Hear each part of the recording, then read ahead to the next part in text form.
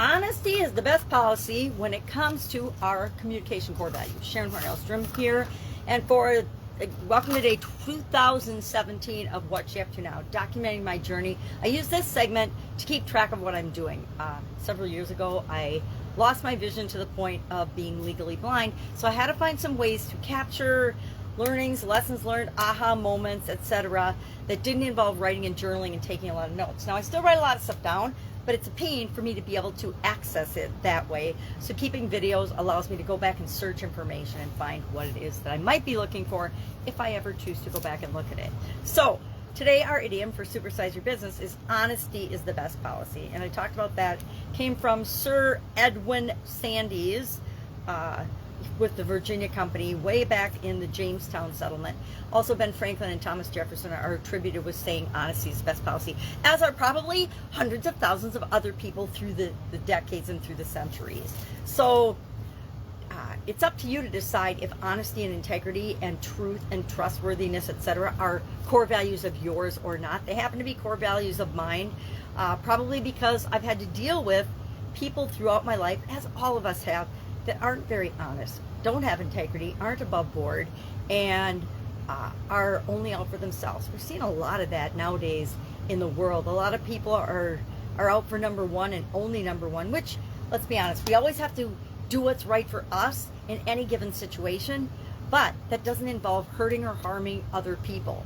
This whole you have to lose for me to win mentality has got to go by the way of the dodo by the wayside, because it's definitely harming our world, our country here in the United States, and the lack of integrity, the lack of honesty, the corruption, the lies, the cheating, the doing whatever it takes to get what you want at all costs, whether it's wrong or right or moral or good for the people that you've been elected to serve or not. Yes, I'm going to talk politics apparently today. Not really.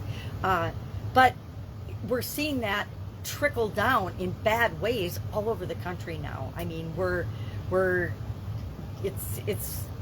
it's mind-boggling to me personally, but that's a topic for another day. Today we're talking about honesty in our communication.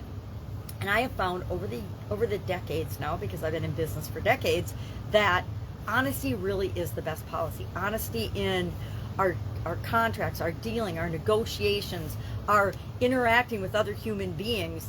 If they know where we're coming from and why we are asking for or communicating what we're communicating, they're much more likely to buy into it than if they think that we have ulterior motives or that we're just trying to get one over on them. We see this in leadership initiatives, right? Especially in corporate America.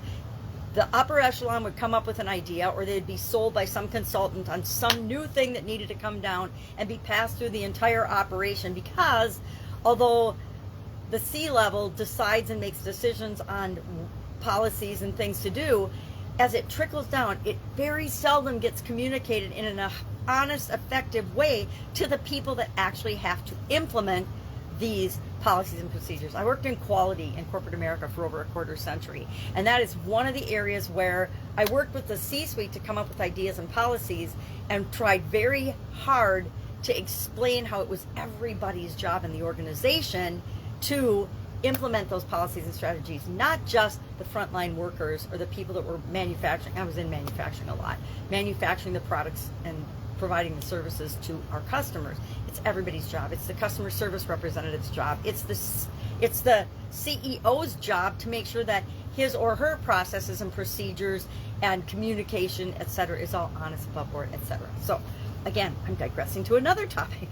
So today we're talking about core values, and specifically our communication core values as part of this year's Get Your Goals annual challenge. So I read a list of, I don't know, probably 20 or so different possible core values that you might have, because our core values over the course of our lifetime, unless we do an identity change, don't change very much. I mean, every time I do these core value exercises, I might get one or two things that change slightly, but for the most part, what's core and most important to me and my being and who I am as a human being stays the same. It's probably the same since I've been a little girl, right?